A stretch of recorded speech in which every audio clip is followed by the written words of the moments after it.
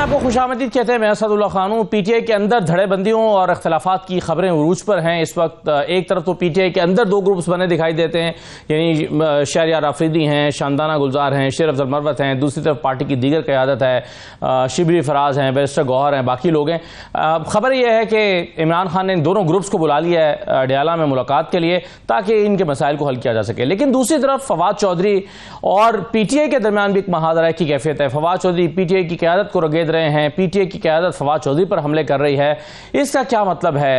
ये क्यों हो रहा है और इससे क्या पार्टी डैमेज हो रही है? फवाद चौधरी को ये क्यों करना पड़ रहा है? बाकी लोग फवाद चौधरी को क्यों निशाने पर लिए हुए हैं? एक तो इस पर बात करते हैं। दूसरा, अमेरिकी कांग्रेस में जो करारदाद पेश हुई, उसके बाद फिर यूएन वर्किंग ग्रुप की जो रिपोर्ट हमारे सामने आई, उस पर तहरीक इंसाफ को काफी तनकीद का निशाना बनाया गया और कहा गया कि लॉबिंग फर्म्स हायर करके ये एंटी पाकिस्तान और एंटी स्टेट एक्ट किया गया है। क्या ये वाकई एंटी स्टेट और एंटी पाकिस्तान एक्ट है? इस पर भी बात करेंगे। इमरान खान के खिलाफ नए केसेस की मंजूरी की खबरें हैं कि नए केसेस उनके खिलाफ बनाए जा रहे हैं, क्योंकि दूसरे 12 जुलाई को जो इद्दत केस है उसका फैसला, उसकी मेन अपीलों का फैसला हर सूरत में आना है। उसके बाद कोई केस मौजूद नहीं है इमरान खान को जिसमें गिरफ्तार रखा जा सके। तो क्या ये वही नए केसेस हैं जो अब बनाए जा रहे हैं जिसमें उनकी गिरफ्तारी डाली जाएगी? और इसके अलावा बिजली के बिल, महंगाई और दीगर मसाइल लोगों के लिए एक परेशानी का बायस बने हुए हैं। उधर हुकूमत पंजाब 2 अरब रुपए की लागत से 29 लग्जरी घर ब्यूरोक्रेट्स के लिए बना रही है और वजारत खजाना ने अपने मुलाजमीन को 23 करोड़ 86 लाख रुपए के एजाजिये दिए हैं कि जनाब इन्होंने बजट बनाने में मेहनत की है। और इसके अलावा अरकान असम्बली की बरात और जो उनकी तनख्वाहें हैं उसमें भी इजाफा किया गया है। तो ये ऑप्टिक्स के लिए कैसा है? इन तमाम मौज़ूआत पर हम गुफ्तगू करेंगे। सीनियर एनालिस्ट पाकिस्तान के इस वक्त मेरे साथ मौजूद हैं अतर काज़मी साहब। बहुत शुक्रिया अतर काज़मी साहब, खुश आमदीद कहते हैं। आमिर असराना साहब हमारे साथ मौजूद हैं। अजमल जामी साहब हमारे साथ मौजूद हैं। आप सबको खुश आमदीद। अतर काज़मी साहब, ये पीटीआई के अंदर जो दो ग्रुप्स बन गए और आहिस्ता आहिस्ता पहले आवाज़ें आना शुरू हुई, फिर इस्तीफों की खबरें आने लगी। कहा गया कि जी मैं इस्तीफा दे दूंगा। शहरियार आफरीदी ने कहा हो सकता है मेरी आखिरी स्पीच हो। शानदाना ने कहा कि अगर ये इस्तीफा देंगे तो फिर हम भी इस्तीफा दे देंगे। और दूसरी तरफ जो है वो पार्टी का दूसरा ग्रुप है। ये क्या वाकई पार्टी के अंदर लड़ाई इस कदर शदीद हो गई है कि पार्टी को ये डैमेज कर रही है? देखिए, इसमें तो कोई दो राय नहीं कि पार्टी के अंदर इख्तलाफ है और उसका बरमला इजहार भी किया जा रहा है, कोर कमेटी के अंदर भी किया जा रहा है। पहले तो खबरें आती थी कि कोर कमेटी में कोई इख्तलाफ हुआ, जराए के जरिए चीज पता चलती थी। अब तो बिल्कुल मीडिया के ऊपर, सोशल मीडिया के ऊपर एक दूसरे के ऊपर तनकीद के नश्तर बरसाए जा रहे हैं। तो इसमें तो कोई शक नहीं कि मसला है। हाँ, अब ये जो 2 ग्रुप बन गए या 3 ग्रुप बन गए, क्या इससे पार्टी का वजूद खतरे में पड़ गया? नहीं, उससे मुझे नहीं लगता। इस वक्त आपको पता है कि जिस तरह का हमने मुजाहरा देखा जो वोट बैंक की सूरत में नजर आया आपको 8 फरवरी को या दीगर जगहों के ऊपर जहां पे ज़िमनी इंतखाबात वगैरह भी हुए, वोट जो है वो इमरान खान साहब का है। उनकी जमात क्या इस वक्त खतरे में है? वो ये धड़ाबाजी से कोई इलेक्टेबल्स चले जाएंगे, उससे कोई फर्क नहीं पड़ेगा।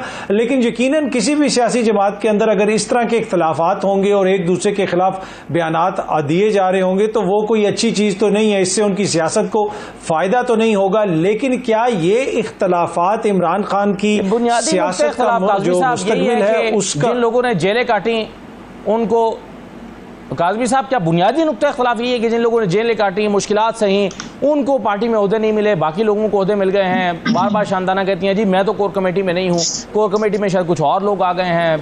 फिर कुछ सीनियर लीडरशिप है, उन पर कुछ और तरह के भी इल्ज़ाम लगाए गए हैं कि जी सेनेट के लिए टिकटें फ़रोख्त करने का, इस तरह की भी चीज़ें हैं कि अपनी मर्जी के लोगों को नवाजा गया है। देखिए, बहुत सारे इस तरह के इल्जामात हैं और हर किसी की अपनी अपनी ग्रीवियंस है। हर कोई कहता है कि मेरी खिदमात या मेरी कुर्बानियां ज्यादा हैं। लेकिन जो इंपॉर्टेंट चीज है, जो ओवरऑल मुल्की सियासत की कॉन्टेक्स्ट में जो चीज गौर तलब है कि क्या ये इख्तलाफात, क्या ये बयानात पाकिस्तान तहरीक इंसाफ की मुस्तकबिल की सियासत का फैसला करेंगे, उनके मुस्तकबिल का फैसला करेंगे? कतन ऐसी सूरत हाल नहीं है। ये न्यूसेंस तो हो सकता है, कुछ वक्त के लिए हेडलाइंस तो बना सकते हैं, लेकिन ना ये जमात को खत्म कर सकते हैं, ना इस वक्त उनका जो वोट बैंक है उसके अंदर किसी किस्म का डेंट डाल सकते हैं। तो मैं इसको उतना सिग्निफिकेंट नहीं समझता जितना सिग्निफिकेंट इसको शायद दीगर लोग समझते हो। आमिर असराना साहब, आप कितना सिग्निफिकेंट समझते हैं? क्योंकि एक राय यह है कि जी हर पार्टी में हर वक्त धड़ेबंदियां होती हैं, पीएमएलएन में भी रही हैं, इलाकाई सतह पर भी रही हैं, शेखुपुरा में अपनी सियासत होगी, या फैसलाबाद में अपने ग्रुप्स होंगे। इसी तरह से हमने PTI में जब इमरान खान बाहर थे तब भी धड़ेबंदियाँ देखते थे। शाह महमूद कुरैशी का एक धड़ा होता था और जहांगीर तरीन का दूसरा धड़ा होता था, परवेज़ खट्टक का अपना धड़ा होता था, उनके खिलाफ एक एंटी धड़ा भी होता था। इससे पार्टियों को कितना फ़र्क पड़ता है? कहा जाता है कि इमरान खान जिस दिन बाहर आएंगे ये सारी चीज़ें इररिलेवेंट हो जाएंगी। मुराद सईद के धड़े को गिने, जिसके सामने जो है ना वो शिबली फराज है। बाकी ये मैं दौरे इक़्तिदार की बात कर रहा हूँ, उसमें फवाद चौधरी जहांगीर तरीन के कैंडिडेट हुआ करते थे, ये उनकी तरफ से बोला करते हैं। ये हर पार्टी में हर तरह के लोग हुआ करते हैं, और मैं असर काज़मी के इस तजज़िये से बिल्कुल मुत्तफ़िक हूँ कि कुछ फ़र्क नहीं पड़ता। इमरान खान मौजूद है, फैसला उन्होंने करना है, बाकी लगा रहे हैं अपना अपना जोर। और ये हर पॉलिटिकल पार्टी में इसी तरह ही होता है, अपनी प्रेजेंस को शो करने का तरीक़ाकार होता है। हाँ, PTI चूँकि इस वक्त मुश्किलात से गुजर रही है, तो उनके बहुत सारे लोग किसी भी मुश्किल की वजह से पार्टी को छोड़ के चले गए, और उन्होंने, किसी ने प्रेस कॉन्फ्रेंस दबंग अंदाज में कर दी, किसी ने कहा कि बस मैं सियासत छोड़ रहा हूँ। फवाद चौधरी साहब गाड़ी से दौड़ के निकले और अपना डर खौफ बताया उन्होंने, और अब वो दोबारा आ रहे हैं। इसी तरह PTI के इत्तेहादी थे शेख रशीद अहमद, खामोश थे और अब फिर दोबारा शुरू हो गए। और मुकाबले में अब फवाद चौधरी के जवाब में वहाँ से लंदन से बैठ के शेर अफजल मरवत साहब ने भी गुफ्तगू शुरू कर दी है कि शायद इस बहाने मैं भी टेलीविज़न पे आ जाऊँगा। तो ये तो एक खाका है और सियासत में रंग भरता है इसी तरह। ये चलता है, लेकिन फैसला इमरान खान का होना है, इमरान खान का ही होता है। गलत हो या सही हो, इसके ऊपर बहुत गुफ्तगू हो सकती है कि फ़लाँ ठीक था। खुद इमरान खान खुद कह देते हैं, अभी देखे उन्होंने सुप्रीम कोर्ट में कहा कि हाँ मेरा गलत फैसला था, मुझे कौमी असम्बली से नहीं जाना चाहिए था, जब सारी दुनिया कह रही थी। आज अभी लेटेस्ट जो हुई है कि वो अली अमीन गंडापुर और शायद असद कैसर की फवाद चौधरी से रब्ता हुआ है कि हम पॉलिटिकल रास्ते की तरफ जाएंगे। तो हम हंसते हुए कहते होते हैं कि देखें, फवाद चौधरी का पॉलिटिकल रास्ता जो आज मिल रहा है, उसको परवेज इलाही ने एक, आपको पता है जलसे में क्या दे के कहा था कि इन्हें मरवाता है सानू, ये असम्बली तोड़वा रहे हैं। तो वो भी पॉलिटिकल रास्ता नहीं था, क्योंकि अब खान साहब ने ये बात मान ली कि ये सारी चीज़ें उनके खिलाफ चली गई। लेकिन वो पॉलिटिकल रास्ते के सुर्खैल उस वक्त फवाद चौधरी थे कि नहीं, हमें असम्बलियाँ सूबाई तोड़ के और प्रेशर को बढ़ाना चाहिए। आज वो ये समझते हैं कि इमरान खान को बाहर लाने के लिए सियासी रास्ता होना चाहिए, और ये बिल्कुल दुरुस्त बात है। इसकी उनकी इस अप्रोच से मुझे तो कोई इख्तलाफ नहीं है, क्योंकि सियासत के अंदर रास्ता गुफ्तगू से निकलता है, दीवार पर टक्कर मारने से नहीं निकलता है। तो वो इतने बेफिक्रे हुए कि उनके मुतबादिल उनकी जगह पे आके इक़्तिदार पे बैठ गए और अब जाने का नाम भी नहीं ले रहे। तो हमारी सियासत इसीलिए गंदी है कि इसके अंदर गुफ्तगू नहीं है, यहाँ पे सारी साजिशें हैं कि एक को निकालो, दूसरे को डालो, अपना रास्ता बनाओ, दूसरे का बंद करो, बस यही सियासत है हमारी।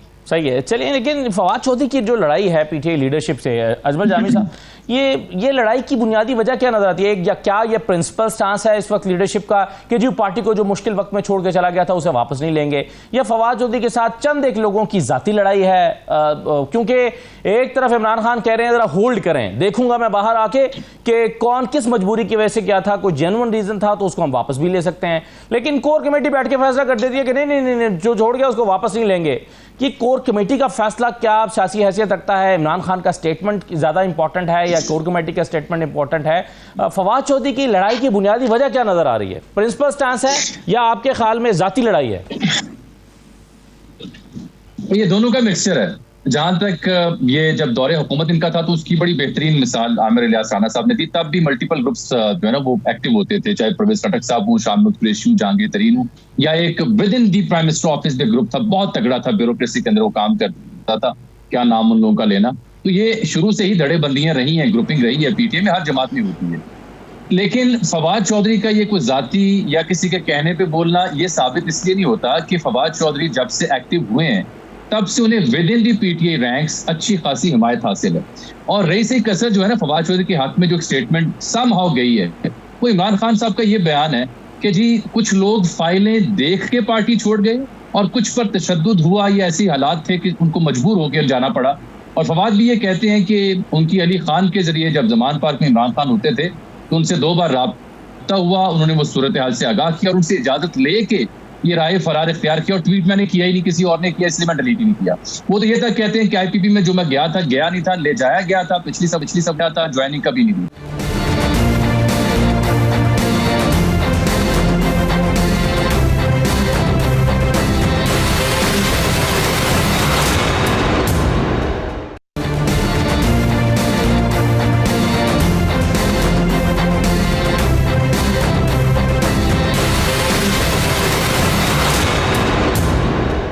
पॉलिटिकल इंगेजमेंट की वो बात करते हैं, उस हद तक तो मैं उनसे एग्री इसलिए करता हूं कि ये जो मौजूदा, या जिसे मैं दस्तयाब क़यादत के नाम से याद करता हूं, दस्तयाब क़यादत के यहाँ वो सीजन्ड पॉलिटिशियन नहीं है जिनके एस्टेब्लिशमेंट के साथ, नून लीग के साथ, पीपल्स पार्टी के साथ, काप लीग के साथ, JUIF के साथ दिहाइयों पुराने ताल्लुकात या लेवल ऑफ इंगेजमेंट एग्जिस्ट करती थी। बहुत कुर्बानियां होंगी मौजूदा क़यादत की, जारी बात उनको ज़ख्म भी जावेद साहब कौन नहीं है, देखे ना अभी परवेज बाहर आ चुके हैं, असद कैसर मौजूद है, असद कैसर हैं, मतलब यही लोग थे ना पहले भी तकरीबन 2-4 को छोड़ के। असद कैसर साहब से तो मौलाना राम नहीं हुए। मौलाना की 2 स्टेटमेंट्स देख लेना, चाहे वो अमरीकी करारदाद के ऊपर हूं या उनके वकील का मौक़िफ़ सुप्रीम कोर्ट के अंदर। मौलाना बता रहे हैं कि क्या फ्लॉ था, वजह यह कि असद कैसर के पास तो वो मैंडेट ही नहीं है, क्योंकि इनकी बराह रास्त एक्सेस नहीं हो पाती, ये बराह रास्त मुकालमा खान से नहीं कर पाते। जो मैं पॉइंट ऑफ व्यू आपको दे रहा हूं वो इंगेजमेंट के लिए जो पॉलिटिकल सीजन होना था वो क़यादत के अंदर मौजूद नहीं था। गो के इस दस्तयाब क़यादत का ये कारनामा जरूर है कि ये तब इन्होंने कंधा दिया PTI का जब को बंदा यहाँ था नहीं, इसलिए इनको क्रेडिट मिलना भी चाहिए, इनका वजूद तस्लीम किया भी जाना चाहिए। यही वजह है कि फिल फॉर इमरान खान इनको रिप्लेस करके पुरानों की वापसी नहीं चाह रहे। अलबत्ता उन्होंने ये लाइन जरूर खींच दी कि जो फाइलें देख के भागे उनको वापस नहीं लूंगा, ये मेरी अंडरस्टैंडिंग है, और जो लोग तशद्दुद की वजह से गए उनका केस भी देखूंगा बाहर आके। ये फवाद चौधरी से अपने हक में स्टेटमेंट लेते हैं। जहां तक उनसे रवाबित का ताल्लुक है, राना साहब ने भी बताया, अली मिन गंडापुर साहब उनसे 2 बार से ज्यादा रब्ता कर चुके हैं, असद कैसर का भी रब्ता कर चुके हैं, या पंजाब में एजाज चौधरी से उनका इनडायरेक्टली रब्ता हो चुका है। कई एक राउंड में उनसे रब्ता किया, लेकिन उस रब्ते में जहां ये कहा जा रहा है ना कि आप थोड़ा हल्का रखें, हौला रखें हाथ, वहां उनके साथ हमदर्दी और उनको सपोर्ट भी फराहम की जा रही है। ऐसा नहीं है कि फवाद चौधरी तनहा उठे या किसी एस्टेब्लिशमेंट के कहने पे उठे या किसी थर्ड लॉबी की वजह से उठे और आके एक्टिव हो गए हैं। उनको विद इन PTI रैंक्स अच्छी खासी हिमायत हासिल है, और यही वजह है कि वो रुक नहीं रहे, आए दिन वो ट्वीट कर रहे हैं। लेकिन हैविंग सेड ऑल दैट, इस सब से इमरान खान और उसके साथ जुड़े अवाम, उनकी मकबूलियत पर असर नहीं पड़ेगा, वो इंटैक्ट रहेगी। और इमरान खान जब एक कॉल देते हैं कि ये धड़ेबंदी को है नहीं, इन्हें बुला लिया है, आई विल फिक्स देम, तो आप देखें तब से ये आराम कहानी बंद हो चुकी है और शांति का राग अलाप रहे हैं। सही है, लेकिन फवाद का केस जो है इसमें काजमी साहब, फवाद साहब जो हैं वो किस कैटेगरी में आते हैं? क्योंकि रऊफ हसन ने इल्ज़ाम लगाया कि ये तो अपनी करप्शन की वजह से जेल काट रहे थे। फवाद कहते हैं मुझ पर तो 4 बोरियां यूरिया उठाने का या 2-3 कुर्सियां उठाने का केस है और एक मोबाइल छीनने का केस है।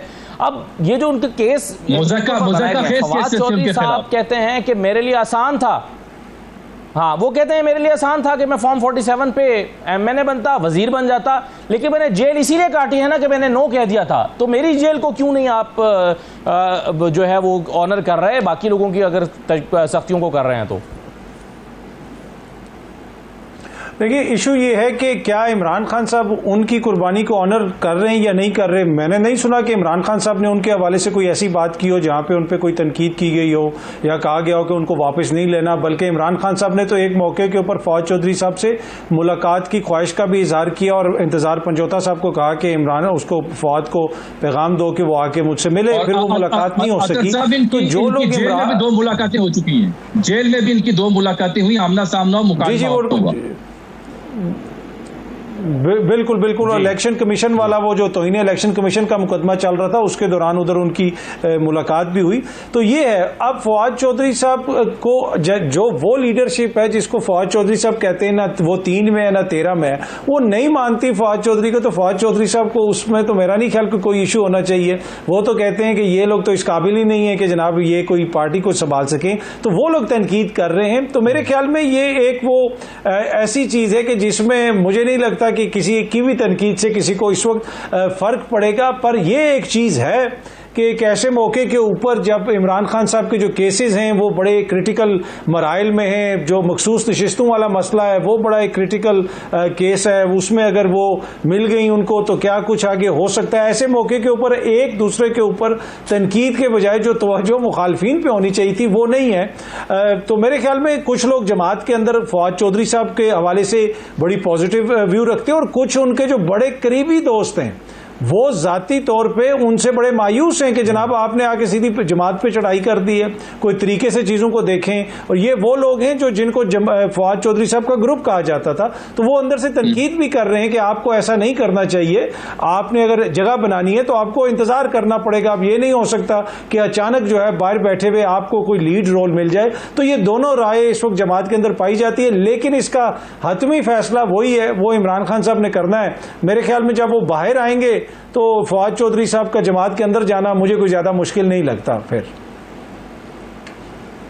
ठीक है, चलें एक तरफ तो आमिर इलियास राना साहब, ये लगता है ना कि अगर इमरान खान बाहर आ जाएंगे तो ये सारे मसाइल हल हो जाएंगे, लेकिन उनके बाहर आने के इम्कानात कितने हैं? क्योंकि इद्दत केस में चलिए मान लीजिए कि 12 तारीख को जो फैसला आना है उसमें उनकी रिहाई अमल में आ जाती है या उनकी बरियत हो जाती है, तो दूसरी तरफ ये जो नए केसेस की खबरें आ रही हैं कि जिसकी पंजाब काबीना ने मंजूरी पिछले दिनों दी थी, संगीन नौयत के मुकदमात कि उन्होंने बांग्लादेश का हवाला दिया है, मशरक़ी पाकिस्तान का हवाला दिया, ये आपके ख्याल में ये नए केसेस जो हैं ये कितने संगीन होंगे और क्या इमरान खान की रिहाई मुमकिन नज़र आ रही है?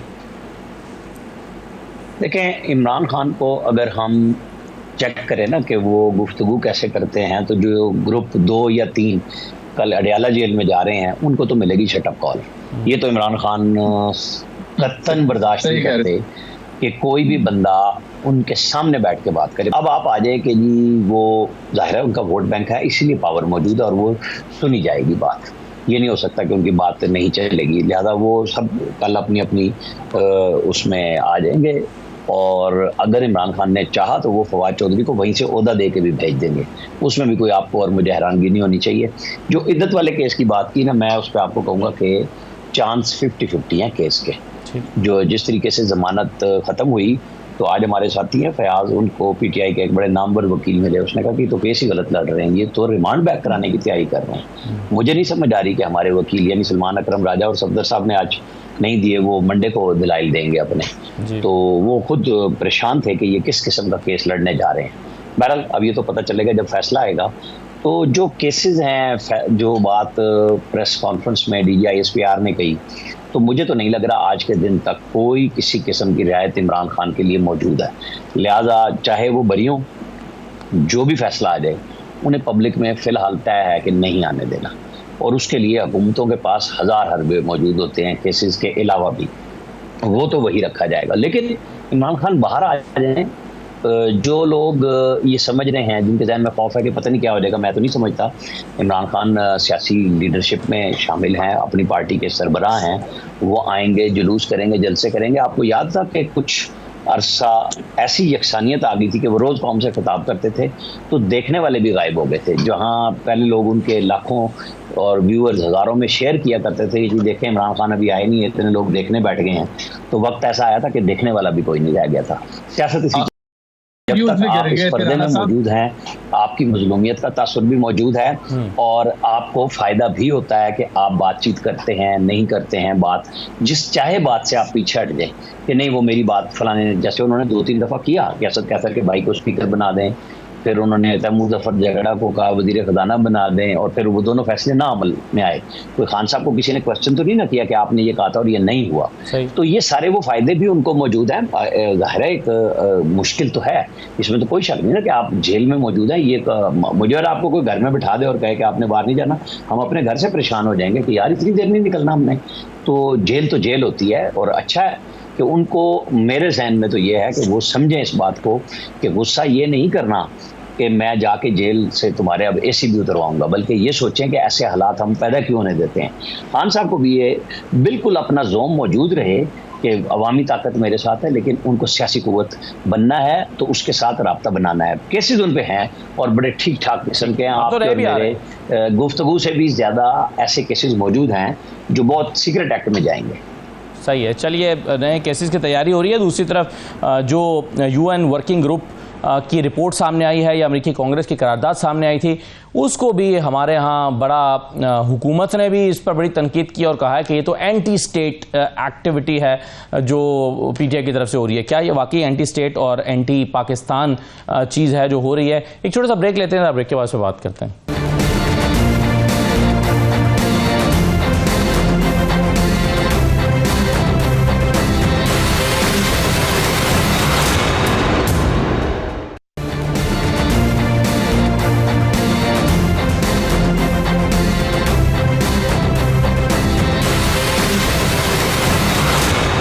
ब्रेक के बाद दोबारा खुशामदीद कहते हैं। अजमल जामी साहब, जैसे कि आमिर यासरान साहब कह रहे थे कि इद्दत केस में अगर उनकी बरियत हो भी जाती है तो ये तो तय है कि उन्होंने अभी वापस नहीं आना। ये राना सनाउल्लाह साहब भी कुछ दिन पहले कह चुके हैं। फिलहाल उनको हुकूमत ही का मेहमान रखा जाएगा, कोई पुराना केस भी निकाला जा सकता है, कोई नया भी बनाया जा सकता है। लेकिन ये हैरानी की बात नहीं है कि आमतौर पर लोग गिरफ्तार या कैद होते हैं अपने केसेस की वजह से, यहां पर केस बनाए जा रहे हैं गिरफ्तार रखने के लिए, तो ये हैरान कुन बात नहीं है? ये बिल्कुल हैरानकुन इसलिए नहीं है कि हुकूमती वज़रा अपनी जुबानों बयान में इसकी अज़म का इयादा फरमा रहे हैं।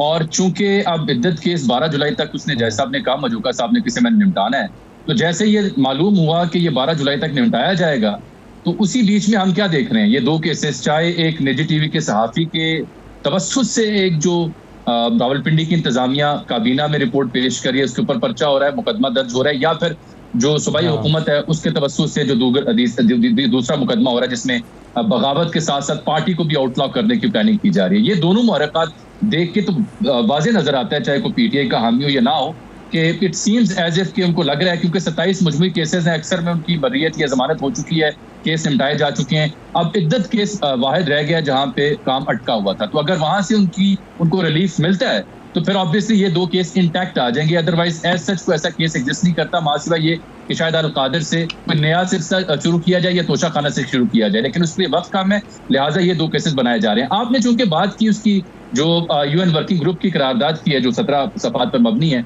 आप ये देखिए कि अजीम मियां साहब की रिपोर्ट आज पढ़ी आप, वो ये जो डिके है, जो डिटोरिएशन है सिस्टम के साथ, हम रोना रो रहे हैं, हमारी तनज़ुली का, मुआशी हो, समाजी हो, सियासी हो या किसी और नौयत की हो, उसका मुंह बोलता सबूत ये अजीम मियां साहब की रिपोर्ट है कि ये जो यानी अमेरिकी कांग्रेस में करारदाद है, ये इंतखाबात से पहले पेश हुई नवंबर में, फेब में इंतखाबात हो रहे हैं, 7 माह में पाकिस्तानी सफारती कारकर्दगी जो थी वो क्या थी, इनसे पूछा। अच्छा, यूएन वर्किंग ग्रुप के लिए भी पाकिस्तानी हुकूमत से मौकिफ लिया गया, जवाब ही नहीं दिया गया, पाकिस्तानी मौकिफ के बगैर उन्होंने जो उनके पास एविडेंस है उसकी बुनियाद पर करारदाद पेश की। तो क्या ये हुकूमत वक्त के लिए बजाय इसके कि ये इसमें कोई थर्ड लॉबी इंडिया की या इसराइल को तलाश करें या मुल्क दुश्मन से करार दें, ये अपने गिरेबान में तो झांक के देखें कि हुजूर हम कहां खड़े हैं, इन दोनों मामला पे हमारी सिफारतकारी कहां थी, किसी और का गला फाड़ने की बजाय अपने दामन में तो देखें झांक के।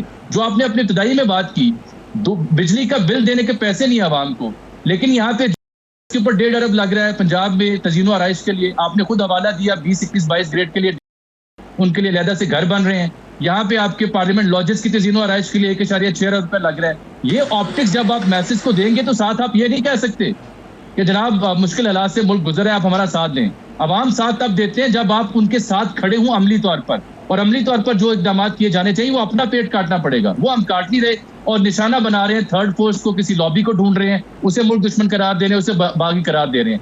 इस तरह से ना अवाम को चैन आएगा, ना वो आप पे बिलीव करेंगे, बल्कि सिस्टम और डिटोरिएट होगा। लेकिन बुनियादी सवाल यह है कि ये जो कल ओन चौधरी ने प्रेस कॉन्फ्रेंस की है उसमें काजमी साहब आप पहले राय मैं आपसे ले लूं फिर बाकियों से भी, कि ये जो कह रहे हैं कि जी पीटीआई एंटी स्टेट कार्रवाइयों में मुलव्वस है, यानी अगर आप एक लॉबिंग फर्म को हायर करके कहते हैं कि इमरान खान को गलत गिरफ्तार किया गया है और उसमें कानूनी तकाजे पूरे नहीं किए गए, और आप अक़वाम मुत्तहिदा को अप्रोच करते हैं, अक़वाम मुत्तहिदा हुकूमत पाकिस्तान समेत मुख्तलिफ चीज़ों का जायज़ा लेकिन हुकूमत पाकिस्तान का मौक़िफ़ भी लेने की कोशिश करता है और वो रिपोर्ट देता है कि हाँ वाकई कानूनी तकाजे पूरे नहीं हुए, तो अक़वाम मुत्तहिदा की रिपोर्ट का आना क्या ये बात साबित करता है कि पीटीआई एंटी स्टेट एक्टिविटीज़ में मुलव्वस है?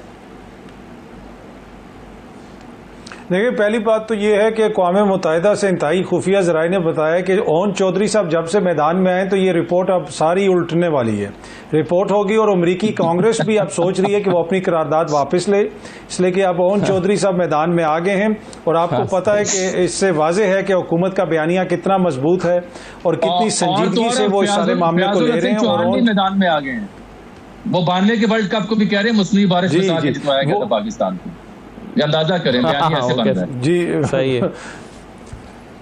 तो मसला ये है कि देखें, अगर बात यहाँ तक पहुँच गई है कि जी अब ओन चौधरी साहब आके ये कहेंगे तो उसके ऊपर कोई फैसला करेगा, ऐसी बात नहीं है। देखें, बहुत सारे मामलात हैं जो ममालिक के अंदर होते हैं और ममालिक की ख्वाहिश होती है कि कोई और उसमें मुदाखलत ना करे, लेकिन चीज़ें इस नहज पे क्यों पहुँची अभी यहीं पर बात हो रही। इसी प्रोग्राम के अंदर हमने बात की है कि जी केस जो मर्जी हो, इमरान खान को भी नहीं छोड़ना, तो भाई फिर क्यों ना अमेरिकी कांग्रेस इस पे बात करे, जब हम गुज़िश्ता 2 साल से टीवी पे बैठ के कह रहे हैं कि जी टाइम पे इंतखाबात नहीं होंगे। ये वुज़रा कहते हैं, मैं आप या कोई और सहाफ़ी नहीं, वुज़रा ने कहा कि जनाब इंतखाबात आपने करवाने तो आप करवा लें, नहीं छोड़ेंगे, जो मर्जी हो जाए। राना साहब जो है टीवी पे बैठ के कहते हैं कोई और केस ढूंढ लेंगे, 5 साल के लिए इसको अंदर रखना है, लोग हमें ये कह रहे हैं। ये वो सारी बातें जो तसलसल से हो रही हैं। तो मेरे ख्याल में अगर किसी ने लॉबिंग की है वो हमारे अपने इमैच्योर रवैयों ने, हमारे अपने इकदामात ने। 3,500 पीसीओ के आपने एमपीओ के ऑर्डर जो हैं वो जारी कर दिए हैं पंजाब में, और आप कह रहे हैं कि जी आलमी सतह के ऊपर लॉबिंग हो गई। क्या दुनिया अंधी है, बहरी है? ये जो सारे सफीर यहाँ पे बैठे हैं अपने मुल्कों में रिपोर्ट नहीं भेज रहे। तो मसला ये है कि कुछ हमें अपनी अदाओं पे भी गौर करने की जरूरत है। एंड ऑफ द डे अगर खुदा ना खास्ता कोई पाकिस्तान के अंदर नुकसान होता है तो वो किसी एक जमात का नुकसान नहीं है। ये वो चीजें जिसमें सबको देखने की जरूरत है, रूल ऑफ लॉ हो जाए, डेमोक्रेसी हो जाए या दीगर इस तरह के मामलात हो जाएं। तो मुझे ये लगता है कि अपना जो हमारा रवैया है वो एक मेजर किरदार है इसके अंदर, जिसकी वजह से इस तरह के हालात का हमें सामना है। सही है। अब लॉ मिनिस्टर ने तो कह दिया है आमिर साहब कि ये हमारा अंदरूनी मामला है, इस पर अक़वाम मुत्तहिदा को इंटरवीन करने की ज़रूरत नहीं है। लेकिन क्या ये बयान काफ़ी है आपके ख्याल में, और कितना सीरियस है अक़वाम मुत्तहिदा का कि वर्किंग ग्रुप का ये रिपोर्ट का जारी करना और उसमें बताना कि इमरान खान के लिए जो सज़ाएँ दी गई हैं वो गैर कानूनी तरीके से की गई हैं, कोई केसेस बनते नहीं थे, कोई जो सज़ा दी गई है उसमें भी कानूनी तकाज़े पूरे नहीं हुए? और क्या ये इस हुकूमत को के लिए बहुत परेशान होने की ज़रूरत है इस पर? देखिए, बात यह है कि दुनिया बकौल अतर काज़मी साहब के क्या अंधी है? ज़ाहिर है अंधी तो वो बिल्कुल नहीं है। तो दुनिया अपनी नज़र से देखती है, मेरी और आपकी नज़र से नहीं देखती। उन्हें जहां अपना मफाद नज़र आएगा वो बात करते हैं। ये पाकिस्तान है जो लोगों के मफाद में देखता है, जज्बात से देखता है, और कभी इधर भागता है कभी उधर भागता है और अपने आप को छोड़ जाता है। यही हमारी पूरी कौम की हालत इसी तरह बनी हुई है। यहाँ पे ना लीडरों ने कभी किसी को देखा, और कौम भी हमारी अब उसी तरह ही हो गई है कि हम तो वो लोग हैं, कहते हैं कि चित्र उदाओ ताकि और कमा सकें और आपको लाके टैक्स पे कर सकें। कोई कहानी नहीं है भाई। मतलब अगर ये लोग हों, ये लीडरशिप सीरियस हो, आप मुझे बताएंगे जो आज धरनों का इंतज़ाम हो रहा है, 12 तारीख को जमात इस्लामी कर रही है और JUI और PTI अलग अलग इंतज़ार कर रही हैं कि ज़रा महंगाई में लोग बिलबिला जाएं। आप मुझे बताएं ये कितने बड़े बड़े वकला हैं जो आम आदमी के तमाम केसेस को रोक के सियासी केसेस लगते हैं। ये जो नवंबर 2022 में स्लैब सिस्टम आया था 200 यूनिट वाला, इसको कितनी पार्टियों ने आज तक जाके चैलेंज किया है कि हम आम आदमी को रिलीफ दिलाएंगे? बता दें मुझे ज़रा कि भाई हाँ, आम आदमी के लिए इन्होंने ये टैक्स रुकवाया है। ये टैक्स लग रहे थे, इमरान खान ने 2 या 3 जून को कहा था मैं देखूंगा ये बजट कैसे पास होगा, और मैं कह रहा था तो बहुत अच्छी बात है, कामयाब हो जाए। पीपल्स पार्टी भी कह रही है मिला के और उड़ा दें गवर्नमेंट को, कोई इशू नहीं होगा, क्योंकि सबको पता है कि बजट पास होना है और हमें कराना है। क्योंकि ये सबको पता है कि सिस्टम इसी तरह चलना है, और एलीट को जिनके डॉलर पाउंड और यूरो में कमाई है ना, उनको कोई फर्क नहीं पड़ता। ये हम हैं जो कायदे आजम का नोट लेके डॉलर के बदले में कीमत पे करते हैं, और वो डॉलर कमा के रुपए में कीमत पे करते हैं, तो उनको फर्क नहीं पड़ता। ये फर्क आम आदमी के लिए पड़ता है। ये हमें समझ नहीं आ रही कि हम किस लीडरशिप के पीछे। मैं उसमें तमाम लोगों को कह रहा हूँ, हुक्मरान एलीट आज की, माजी की सारी हुक्मरान एलीट, यही PTI मौजूद है। अगर इतना था कि हमें अवाम का दर्द है, पीपल्स पार्टी ने ऑफर नहीं की थी। पीपल्स पार्टी तो अब भी कैबिनेट में नहीं बैठी, वो तो PTI को कह रही थी। बिलावल बहुत ज्यादा गुफ्तगू में आगे चले गए हुए थे आम इंतखाबात में, कि वो चाह रहे थे कि उनको PTI चांस दे दे। वो मौलाना फजलुर रहमान के घर असद कैसर को भेज सकते हैं, तो पीपल्स पार्टी ने क्या उगाड़ा हुआ है उनका? ये तो बैठते रहे सारे एक दूसरे के साथ। असल इशू है कि संभाल कोई नहीं सकता। आप मुझे असद भाई सिर्फ ये बता दें, यहाँ पे जामी साहब भी बैठे हैं और अतर साहब भी बैठे हैं, किसी एक पार्टी की संजीदा प्रेस कॉन्फ्रेंस अगर कोई हुई है, प्रेस कॉन्फ्रेंस हल नहीं, वो है शाहिद खाकान अब्बासी, लेकिन मुझे बताएं किसने हल ये दिया कि जी मैं होता तो मैं ये कर देता और ये पाकिस्तान इन मसाइल से हल हो। मैं और आप सारे बहस करते कि हाँ भाई बड़ी शानदार बात है। यही इमरान खान 100 दिन में कह रहे थे कि हम तमाम चीज़ों को ठीक कर देंगे और जितनी स्टेट एंटरप्राइजेस नुकसान में है या चला देंगे या बेच देंगे, 6 महीने में हम ये कर देंगे। क्या किसी ने क्वेश्चन किया? नहीं, हमारी आवाम ने भी उस पर वोट नहीं किया। इन्होंने जो वादे किए थे नहीं, हम सब इसी चक्कर में है कि कुछ छू मंतर लगता है, दाव लगता है। मगर राना साहब मतलब किसी एक बात पे भी सच कर लेना, जैसे कि एक बात को सच मान ले। जैसे कि आपने कहा अभी थोड़ी देर पहले कि ये दुनिया अंधी नहीं है, लेकिन वो अपने मुफादात को देखती है, अपने मुफादात के तहत बात करती है। लेकिन सवाल ये पैदा होता है कि इमरान खान के हक में बोलना अमेरिका और अक़वाम मुत्तहिदा के इस वक्त किस तरह से मुफाद में है? नहीं, आपको चाइना नजर आना चाहिए कि हम सी पैक की तरफ जा रहे हैं ना, उनको नहीं नजर आ रहा, वो नहीं समझते कि हमें चाइना के पास जाना चाहिए, सीधी सी बात है। उसमें इमरान खान तो एक नाम इस्तेमाल होगा ना, आप ये ना कहें, उन्होंने लॉबिंग भी की है, मेहनत भी की है, सब कुछ किया है।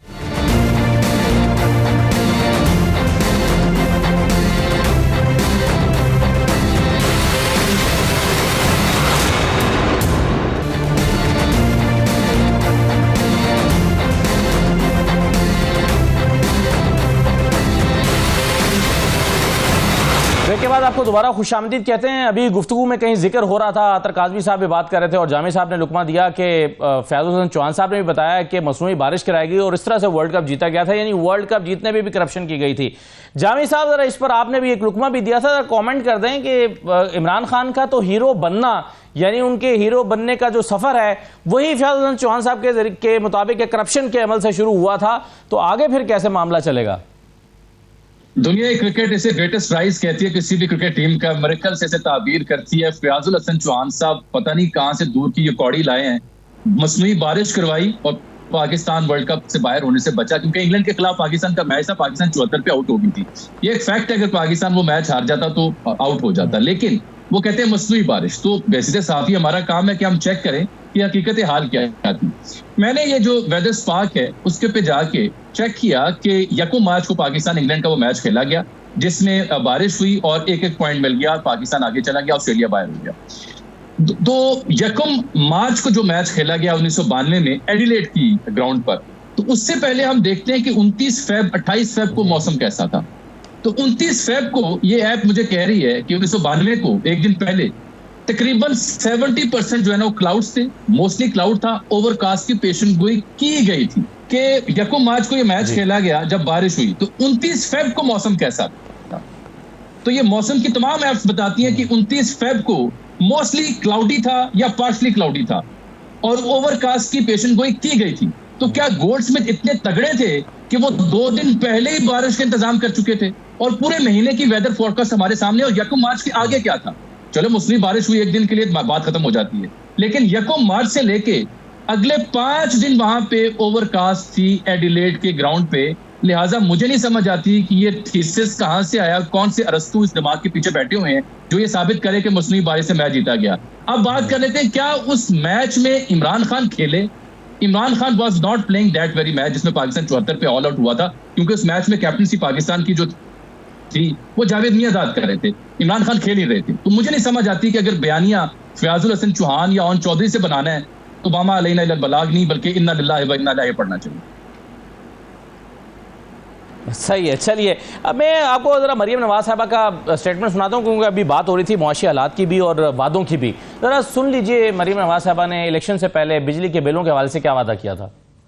जो भी पंजाब के खानदान 100 यूनिट से कम बिजली इस्तेमाल करते हैं उनको कभी बिजली का बिल नहीं आएगा इंशाअल्लाह ताला। गरीब का पंखा भी चलेगा, लाइट भी जलेगी, फ्रिज भी चलेगा, लेकिन महीने का बिल नहीं आएगा इंशाअल्लाह ताला। कभी 75 साल में ऐसा हुआ कि आप घर में बिजली इस्तेमाल करो और महीने के बाद आपको बिल ना आए? कभी ऐसा हुआ?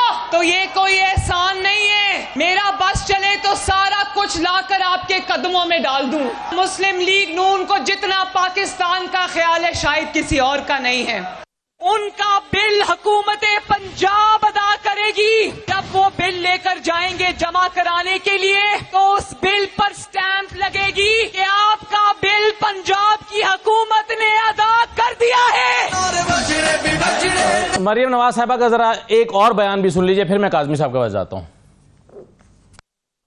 जब वो वोट मांगे तो उसको अंदर से बिजली का बिल लाके दिखाना, कहना ये लो अपना वोट। गैस का बिल लाके दिखाना, कहना ये लो झूठो अपना वोट। फिर उसको पेट्रोल की और डीजल की पर्चियां दिखाना और कहना झूठो बेईमानो ये लो अपना वोट। आपके घरों में कनस्तर होते हैं ना, कनस्तर जिनके अंदर घी भी होता है, आटा भी होता है, चीनी भी होती है, वो खाली कनस्तर लेके आना और चमचा लेकर आना और खाली कनस्तर बजा के उनको दिखाना। कीमतें अब आसमान पर पहुंच गई हैं, उन सब्जियों का हार बना के उनके गले में डालना। ये 2021 का एक बयान है जब वो अपोजिशन में थे, और उसके बाद फिर आप जब इलेक्शन में जा रहे थे तो वो मैंने आपको पहले सुनवा दिया, जिसमें उन्होंने कहा कि 100 यूनिट और फिर कुछ जलसों में 200 यूनिट का भी वादा किया था। काज़मी साहब, अब ये सारे वादे जो हैं वो इस नुक्ते पर आके मुंतज हो रहे हैं कि पंजाब हुकूमत 2 अरब रुपए की लागत से 29 लग्जरी हाउसेज बना रही है ब्यूरोक्रेट्स के लिए। तज़ीन और रहाइश के लिए बजट मंजूर हो रहे हैं। अरकान असम्बली की कौमी असम्बली में तनख्वाहों और मरात में इजाफा कर दिया गया है, और इसके अलावा अच्छा बजट तैयार करने पर वजारत ख़जाना के मुलाजमीन को 23 करोड़ 86 लाख का एजाज़िया दिया गया है। और आपको याद होगा कि पिछले दिनों अच्छा इलेक्शन कराने पर इलेक्शन कमीशन के मुलाजमीन को भी एजाज़िया से नवाजा गया था। तो ये ऑप्टिक्स क्या बता रहे हैं? देखिए, मरियम नवाज साहिबा हो जाएं, उनके बयानात हो जाएं, ये इशू नहीं है, ये सिम्टम्स है। बीमारी क्या है? यही चीज़ आपको खैबर पख्तूनख्वा में नजर आती है, यही चीज़ आपको सिंध में नजर आती है, यही चीज़ आपको बलोचिस्तान में नजर आती है। ये हमारा जो हुक्मरान अशराफिया है, इनका टोटल डिस्कनेक्ट है आम आदमी से। अगर वो बाहर बारिश का पानी देखने जा रहे होते हैं तो में बैठ के जा रहे होते हैं। दुनिया के महंगे तरीन ब्रांड की इन लोगों ने घड़ियां पहनी होती हैं, महंगे कपड़े पहने होते हैं। अली अमीन साहब भी में आ रहे होते हैं। मतलब मैं ये कहता हूं कि अगर आप सिर्फ इस किसी एक शख्सियत को यहां पे टारगेट करेंगे तो वो जो है वो कतन इस मसले को हल नहीं करेगा। ओवरऑल जो माइंड सेट है, अगर आज पंजाब के अंदर वहां के जो अशराफिया है या फिर वहां की जो ब्यूरोक्रेसी है उनके लिए कोई मेस बन रहा है या कोई घर बन रहा है GOR में, तो क्या सिंध के अंदर कुछ नहीं हो रहा? क्या बलोचिस्तान के अंदर सब कुछ अच्छा है? नहीं। क्या KPK में कुछ नहीं हो रहा? हर सूबे के अंदर ये हो रहा है। हर सूबे में हुक्मरानों के सीक्रेट फंड है, हर सूबे के अंदर हुक्मरानों का यही रवैया है। इसलिए कि यहां पे अवाम मैटर नहीं करती है। जब तक हम इन सब को ये गुंजाइश देते रहेंगे कि एक मरियम के पीछे लग जाएगा, एक अली साहब को बुरा कहेगा, एक जो है सरफराज बुगटी पे तनकीद करेगा, नहीं, ये जो ओवरऑल सिस्टम है ये कंप्लीट शैम्बल्स में है, ये कंप्लीट फेलियर है और ये अवाम दुश्मन निजाम है जिस भी सतह पे हो। इसका खुलासा ये है, जब तक इसके ऊपर नजरसानी नहीं होगी, इसी किस्म के बयानात आते रहेंगे। PTI वाले भी आप बहुत सारे निकाल सकते हैं, पीपल्स पार्टी के भी निकाल सकते हैं और दीगर जमातों के भी आप निकाल सकते हैं। सही है। राना साहब, क्या कैसे देख रहे हैं सर? आप ही के दोस्त हैं शहबाज राना साहब, वो ट्वीट कर रहे हैं कि अगर मुल्क छोड़ के जा सकते हो तो चले जाओ, या दूसरा ऑप्शन आपके पास ये कि कैश में सैलरी लो या टैक्स नेट में ना हो। और कह रहे हैं कि 18 साल में जब से वो रिपोर्ट कर रहे हैं ये वर्स्ट बजट है। खुद हुकूमत के अंदर बड़ी तशवीश पाई जाती है, सैलरीड क्लास तबाह होकर रह गई है। कैसे देख रहे हैं इन सारी चीज़ों को आप? हम सब दिल जले हैं और इसी तरह की गुफ्तगू कर रहे हैं और करते रहेंगे और पहले भी होती रही है। जो आपने मरियम नवाज का सुनाया, तो आपको याद होगा कि एक दौर था कि सारे गवर्नर हाउस खत्म हो जाने थे, PM हाउस में लाइब्रेरी बन जानी थी और उनका नाम किसी घड़ी में शामिल नहीं है। घड़ी उन्होंने हमारे साथ ही ली थी। आपको पता है, ये इतने बड़े बड़े लोग हैं कि इन्होंने वो बेशर्मी दिखाई है कि वो पैसे भी नहीं दिए जो देने थे। इनमें से कोई बोल लेना, मैं इन सबके दौरों की तफसीलात रख दूंगा सामने। मेरा तो नाम मौजूद है ना, मैंने घड़ी के पैसे भी दिए, तो चोर भी कहलाता हूँ। तो ये वो इतने अच्छे अच्छे लोग हैं, ये सारे हमारे सामने घड़ियां हाथ पे बांध लेते थे। किसी के गिफ्ट को इस तरह भी नहीं किया जाता कि आता है तो मिल जाता है ना आपको। तो इन्होंने वो पैसे भी, आपको इनके नाम नजर नहीं आ रहे, जो सारे के सारे आजकल व्लॉग करते हैं ना बैठ के। आपकी और सारी गुफ्तगू फयाज चौहान और ओन चौधरी पे चली गई, ये नाबगे थे इमरान खान को, आपको याद होना चाहिए। अब ये उसी प्राइस को ले रहे हैं कि जी हम साथ थे, हम आपको बता देते हैं, हमारी दुकानदारी और दिहाड़ी चलती रहे। तो ये सब चीज़ें हैं। लेकिन मैं एक बात, क्योंकि मैं इनको देखता भी हूँ, चेक भी करता हूँ और हर दौर में हमारी आदत है, हम रिपोर्टर हैं। मैंने परसों अज़मा बुखारी से पूछा था, उन्होंने कहा 84 लाख लोगों का डाटा पंजाब में जो सेंट्रलाइज सिस्टम है ना वापडा का, डेस्कोस का, कि वो लोग हैं जो पंजाब में 100 यूनिट से कम काम करते हैं और अगले चंद हफ्तों में हम उनको सोलर की तमाम तफसीलात लेके और पहुँचाएँगे। हो सकता है कि उनकी ये बात सच हो जाए। मैं तो वेट करूँगा ना, कि उनका वादा है और वादे याद दिलाने चाहिए। हुक्मरानी में अपोजिशन में तो आप किसी को क्या याद कराएंगे कि आपने ये दावे किए थे। तो आज वो हुकूमत में है, हम उनको वेट भी करेंगे कि ठीक है, अगर वो दे सकते हैं बड़े लोगों को बरात, तो छोटा जो आम आदमी जिसका ये एक्चुअल राइट है कि उसे ये सहूलत मिले और उन 84 लाख घरों को, ये लोग नहीं हैं, घरों को अगर ये फ्री बिजली सोलर की सूरत में दे सकते हैं तो इससे तो अच्छी कोई बात नहीं है। हमें देखना ही है, हमें तनकीद भी करनी है, हम बेइज्जत भी करेंगे। खुद हम पे कितनी गालियां पड़ती हैं, कोई मानता है किसी बात को? नहीं। लेकिन हमें ये आदत है, मजबूरी है हमारी कि हमें रिपोर्ट करना है कि कौन माजी में क्या कह रहा था और आज क्या कर रहा है। इसी चीज को चेक करना और यही साफत है। और बिल्कुल ठीक, नाम है, बिल्कुल सही। आखिर में जामी साहब ये जरा बता दें कि मौलाना फजल रहमान और पीटीआई की बेल मुंडे चलती नजर आ रही है आपको? अब मुश्किल हो गई है। उनकी ये स्टेटमेंट के जो अमरीकी करारदाद है वो पाकिस्तानी मामलात में मुदाखलत है, और उनके वकील का सुप्रीम कोर्ट में ये बयान कि हमारा वही मौकिफ है जो कि इलेक्शन कमीशन के वकील का मौकिफ है, और ये शिकवा कि मुज़ाकरात के लिए संजीदगी नहीं थी। हाँ जी, और कमेटियों का ऐलान नहीं किया गया। ये दो स्टेटमेंट्स काफी हैं ये बताने के लिए कि मौलाना वो कह चुके हैं और पीटीआई जो है वो ताखीर कर चुकी है। मौलाना वाज क्वाइट विलिंग दो, बट मौलाना ने ये दो स्टेटमेंट्स देके बता दिया कि भाई मेरी मंजिल कुछ और है, आपकी कुछ और है, आते रहें, मुज़ाकरात होते रहेंगे, चाहे कहवा पीते रहेंगे। सही है, चलिए बहुत शुक्रिया अजमल जामी साहब, आमिर इलियास राना साहब, अतर काज़मी साहब, प्रोग्राम में शिरकत करने का शुक्रिया। इजाज़त दीजिए, अल्लाह हाफ़िज़।